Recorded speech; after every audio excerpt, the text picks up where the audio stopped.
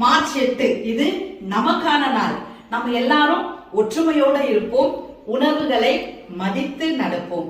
Happy women's day. இவளுக்கே புள்ள குட்டி இல்ல, இவ யாருக்கு போய் சம்பாதிக்கிறா?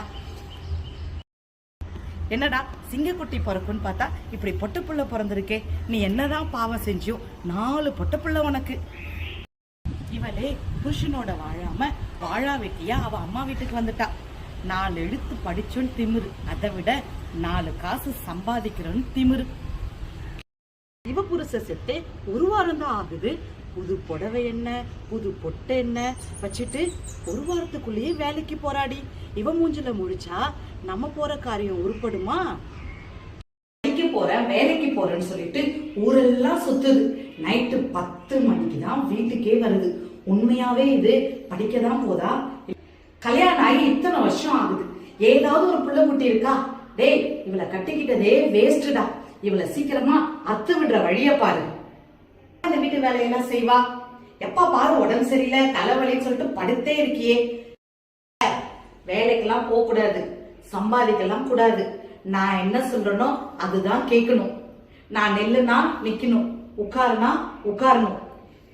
இப்படி எல்லாம் பெண்களை பத்தி பேசிட்டு மார்ச் 8ஆம் தேதி மட்டும் ஹாப்பி உமன்ஸ் டே, மகளிர் தின வாழ்த்துக்கள் அப்படின்னு சொல்றீங்களே, இதுல என்னங்க பிரயோஜனம் இருக்கு? அன்னைக்கு பெண்கள் எல்லாம் ஒன்று சேர்ந்து ஒற்றுமையா தனக்கான உரிமையை, தங்களுக்கான உரிமையை கேட்ட நாள் தான் இந்த மார்ச் 8. பெண்கள் எல்லாம் தண்டிக்கப்படுவதற்காக இந்த உலகத்துல யாரும் பிறக்கலங்க. அவங்க எவ்வளவுதான் கஷ்டம் வந்தாலும் தன்னம்பிக்கையோட சாதனை படைப்பதற்காக தான் இந்த உலகத்துல பிறந்திருக்காங்களே. அதனால அவங்களுக்கு நம்ம எந்த உதவியும் செய்யாக்காட்டியும் பரவாயில்ல, அவங்களுடைய உணர்வுகளை நம்ம மதித்து அவங்களுக்கு நம்ம வழிவிட வேண்டும். பெண்களின் உணர்வுகளை மதிப்போம். இந்த வருடம் மகளிர் தினத்தை மகிழ்ச்சியோடு கொண்டாடுவோம். அனைவருக்கும் மகளிர் தின வாழ்த்துக்கள். பெண்களே, மார்ச் 8 இது நமக்கான நாள். நம்ம எல்லாரும் ஒற்றுமையோட இருப்போம், உணர்வுகளை மதித்து நடப்போம்.